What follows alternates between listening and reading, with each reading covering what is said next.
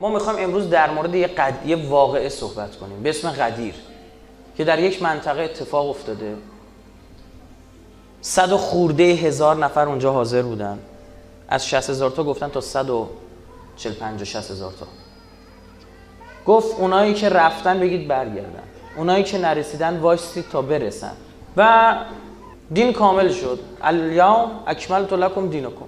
و چه اتفاقی مگه اونجا افتاده که دین کامل شده؟ صرف اومدن یه آیه در موردی که گوشت خوک حرومه. من قبلا گوشت خوک رو حروم نکرده بود جای دیگه. چرا بعد از اینکه گفت الیوم اکملت لکم دینکم باز دوباره بعدش باز یه دونه فتوای جدید آورد که این حلاله اون حرومه؟ یعنی بس قبلش حلال کامل نشده بود؟ چه اتفاقی افتاده که پیامبر میترسه بیاد بگه والله یعصمک من الناس؟ ای پیغمبر خدا حفظت میکنه، نترس، برو بگو. مگه چی تو بطن جامعه هست؟ چی تو دل مردمه که پیامبر میگه برم بگم به هم میریزن و پیامبر ترسی از جان خودش نداره؟ تو احد نشون داده پیامبر خودش جلوتر از همه میرفت تو جنگ. از چی میترسه؟ از این میترسه که این انقلابش بشکنه کمرش. بعد وقتی هم میگه امروز روزی است که کافران از دین شما دیگه مایوس شدن. آیه قرآن اینا، حدیث نیست. دارم بهت میگم کافر دیگه مایوس شد که دیگه اسلام نمیشه بین بود. اما منافقو نمیگه، میگه کافر. دقت کن. مگر علی چه کرده که تا زمان امام صادق قبر مطهرش مخفیه؟ آقا مگه میشه 100 خورده هزار نفر یه اتفاقو ببینن، یه دستی بالا بره من کنت مولا فهذا علی مولا فهذا علی مولا، این علی بعد من مولای شماست؟ مگه کور بودن این همه آدم؟ دروغه دیگه. مگه میشه تو الان بعد 1400 سال اومدی میگین ها اینجوری؟ شبهه اینه دیگه. 100 خورده هزار نفر آدم اینا کور بودن تو سقیفه؟ کجا بودن؟ نمیدونم میگن اوه کجا چیکار داره میکنه اخوی؟ مگه ندیدید پیغمبر اینو گفت؟ بعد من دلیل پیدا کنم عزیز دل من وجدانم با دلیل باید آروم بکنم. سقیفه بعد از 70 روزه عزیز دل من. شیعه سنی که داری حرفامو میشنوی، مسیحی، ای انسان 70 روزه میشه آدم یادش بره؟ نمیشه دیگه. من میگم آقا شد والا بلا مبصر انداختنش کنار. میگی چرا؟ میگم اینا مثل کلاس بغلی. من کلاس بغلی نگفت معلم اینا مبصر اینجوری همینجوری بهشون نشون داد، قسمشون داد، نگاهشون. خب آره گفت. چیکار کردن مبصر رو؟ انداختن کنار. کو کلاس بغلی رو برام مثال بزن. یعنی دلیل میاری بعد اثبات کنی. یه حدیث براتون میخونم از صحیح بخاری جلد 7 صفحه 208 حدیث 6587. پیامبر میفرماد من فردای قیامت در کنار حوض می آیم. کدوم حوض؟ حوض کوثر. و تعدادی از صحابه میخواهند نزد من بیایند ولی آنها را از طرف حوض بر میگردانند به سوی دیگر. گفتم اینها را کجا میبرید؟ میگویند به خدا قسم اینها را به سمت آتش جهنم میبریم.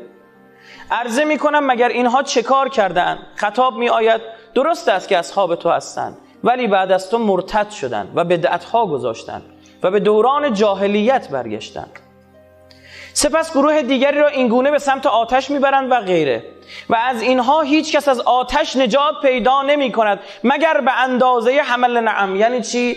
گله رو که داری میبری، دیدین بزغالایی که شیطونن میپرن بیرون از گله، اصل گله 500 تا دارن میرن، یه 2-3 تا گوسفند کوچیک هم بره‌این میدونن اینور چوپون داد میزنه براشون میگردونه. میفهمید چی شو؟ میگه همه اینا تو آتیشن الا چند تا کوچولو موچولو که خیلی کم. مگه صحابه چه کار کردن که باید همشون برن تو آتیش؟ میگه دیگه، میگه بدعت کرد، بدعت گذاشتن، مرتد شدن. از چی مرتد میشه آدم؟ از دین. کدوم بخش دین رو نپذیرفتن که مرتد شدن؟ شاید همون بخش آخریش که گفت کامل شد دین. فهمید چی شد؟ همه دین اومده بود تیکه آخریش که میخواست پازل کاملش کنه همون تیکه رو قبول نکرد.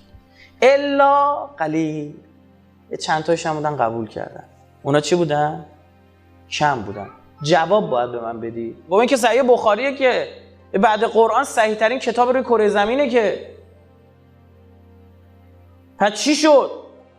گفتن نه آقا اینجا توی این روایت اگه دقت کنی پیامبر گفته زمره، گفته یه زمره. اینا میگم بابا با زمره و حلقه و تیم و دسته کاری ندارم، نغزی دارم میگم دیگه، میگم همشونو دارم. میگه تو جنت الان کما زمره چیه هر چقدر. میگه نه گفته زمره یعنی 15000 تا. میگم از کجا تو میگی زمره یعنی 15000 تا؟ میگه من میگم دیگه. میگم آخه اگه تو میگی زمره یعنی 15000 تا، پس این یکی حدیث صحیح بخاری رو چیکار میکنی؟ کدوم یکیش؟ اینها. گروهی از امت من که آمارشان 70000 نفر است، زمره یدخل من امتی زمره هم 70000. پس یه زمره از نگاه پیامبر چقدر بوده؟ بگید 70000 تا. پس چرا میگه 15000؟ مگر تو این روایت قبلی مگه نگفتیم 2 گروه از صحابه رو داره نام میبره؟ خب دو تا زمره 2 تا 70000 تا میشه چقدر؟ خب این چیشه کل صحابه که. آقا شدنی اصلا، یعنی اون همه آدم ندیدن این زمره آره میشه نبینن. چطوری؟ من به هارون نگفت بعد من خلیفه‌ام باش؟ گفت یا نگفت؟ گفت حضرت موسی گفت بعد من خلیفه‌ام باش. چند نفر بودن؟ 700,000 نفر. حضرت موسی رفت کجا؟ کوه طور. قرار بود 30 روزه برگرده. اینا چند روزه خراب کردن کارو؟ 70 روز. اونا چند روزه خراب کردن؟ بگی بلند بگو. 10 روز. باریکالله بود. 10 روزه خراب کردن، نه 40 روزه. هیچکی با هارون نمونده بود. خیر حضرت هارون گرفتن گفتن یا ساکت میشه تو رو میکشیمت. و کادو و نزدیک بودن یقتلون، منو بکشن. آیه قرآن شد. پس که قرآن قبول داریم که. گفت قرآن یا نه؟ وقت لفنی خلیفه هم باش بعد من گفتش. چی شد؟ دیدی تو کلاس بغلی این اتفاق افتاده بود؟ آقا اینو ندیدن دست و راه بالا عصا ندیدن اجدا شد. نگاه کن عزیزم، یا قرآن باید بغل کنی یا تعصبت. اون دنیا هم یه جوری زندگی کن، ننه باباتو ول کن، ننم فلان و بابام فلان. اون دنیا یه جوری امروز برای خود استدلال، اون دنیا جواب داشته باشی. چون خدا خیلی بد صحبت کرده با اون کسایی که هارون رو تنها گذاشتن تو قرآن. سامری چی بگید؟ گوساله رو کرد. باریکالله. چرا گوساله رو کرد؟ چرا مثلا یه بوتی از جنس مثلا بز نساخت؟ و بز هم میپرستیدن توی مصر و باستان. اینو دیدیم. دلیلش بگم چه؟ قرآن خودش میگه. قرآن میگه وقتی به محض اینکه از دریا اینا رو عبور دادیم دیدن یک گوساله‌ای رو دارن میپرستن. یه قومی بودن اون طرف، بت پرست بودن. اینا ترسون لرزون به حضرت موسی گفتن یا موسی گفت ببین من مخلص خداتم هستیم، دیدیم چی کار کرد و انصافا کارش درسته، اما یه خدای اینجوری ردیف کنی خیلی حال میده و ببینیمش خب کیو داره میپرسته. حضرت موسی شاکی شد. گفت بابا شما دیگه چه جونه برایی؟ اونجا سامری تو دفتر یادداشتش نوشت علاقه اینها به پرستیدن خدای مجسم، ترجیحاً گوساله. دقت کنید از چی ساخت؟ از طلا. چرا از چوب نساخت؟ باید فکر کنی عزیزم، قرآن میخونی باید گیر سپیچ باشی. قرآن میگه چون اینا با خودشون طلا از جایی که بودن تو مصر شبونه که بلند شدن سرقت هم کردن. آره میگه طلای فرعون بلند کردن آوردن اینور. خب یه چیزی دقت کن از فرعون با اینها مونده بود، همونها تبدیل شد به گوساله. اینا اون تفکر مصر باستان رو با خودشون آوردن که دوست داشتن گوساله بپرستن. من باید بدونم چه چیزی در پیروان آیین رسول الله بود که تونستن بعدش هارون رو بزنن کنار. مگه نگفت یا علی تو واسه من اینو هارونی؟ چه چیزی اشتراک داشت بین صحابه که بر مبنای آن میتونستی دست بذاری یهویی 120,000 نفر رو آنتریک کنی؟ اونو برای من پیدا کن. رو چشم بهت میگم، بهت بر میخوره ها. بهت میگم 2 تا نکته: بغض به علی ابن ابی طالب و حسادت از خیلی تو چشم بود علی. خیبر اون شکست، همه رفتن خواستگاری زهرا، فقط علی. میگفتن چرا به ما نمیدی؟ میگفت من کاری نیستم، خدا گفته زهرا و علی. اینا که دارم میگم تو کتب برادران اهل سنت اونا. برات میخونم از ابن تیمیه حرانی، منهاج السنة النبویه، جلد 7 صفحه 137 و 138. مسلماً کسانی که ایمان آورده و کارهای شایسته انجام داده‌اند خداوند رحمان محبتی برای آنها در دلها قرار میدهد. ابن تیمیه داره میگه تو رو خدا چجوری داره صحبت میکنه. و روشن است که خداوند محبت صحابه را در دل هر مسلمانی قرار داده است، به ویژه خلفا و به ویژه ابوبکر و عمر، چرا که تمام صحابه و تابعین این دو نفر را دوست می‌داشتند و آن زمان بهترین قرنها بود. اما درباره علی این چنین نبود، زیرا بسیاری از صحابه و تابعین، یعنی کسی که پیامبر رو ندیده بودن، حتی از صحابه تبعیت می‌کردند، زیرا بسیاری از صحابه و تابعین بغض علی را در دل داشتند، او را سب می‌کردند، سب یعنی فحش دادن، و با او می‌جنگیدند. خب این سند. عبدالله جدلی میگوید بر ام سلمه وارد شدم، به من فرمود آیا کسی در میان شما هست که پیامبر خدا صلی الله علیه و آله و سلم را سب کند؟ گفتم پناه بر خدا. گفت کسی هست بین شما پیامبر فحش بده؟ گفتم پناه بر خدا. کی گفت؟ ام سلمه. فرمود از رسول خدا شنیدم که فرمود هر کس علی را سب کند به درستی که مرا سب کرده است. یعنی در واقع ام سلمه خواست من یه چیزی بفهمونه. اومده گفت چرا به پیامبر فحش میدید؟ گفتم کی فحش میدید؟ بچه‌ها برای فحش میدید. پس فحش میدادن. مسند احمد ابن حنبل جلد 6 صفحه 323 حدیث 26791. فضائل الصحابه جلد 2 صفحه 594 حدیث 1011. خصائص امیر مومنان علی بن ابی طالب جلد 1 صفحه 111 حدیث 91. حاکم نیشابوری میگه هذا حدیث صحیح ولم یخرجا، این حدیثش صحیحه بر شرط شیخین، صحیح مسلم و صحیح بخاری.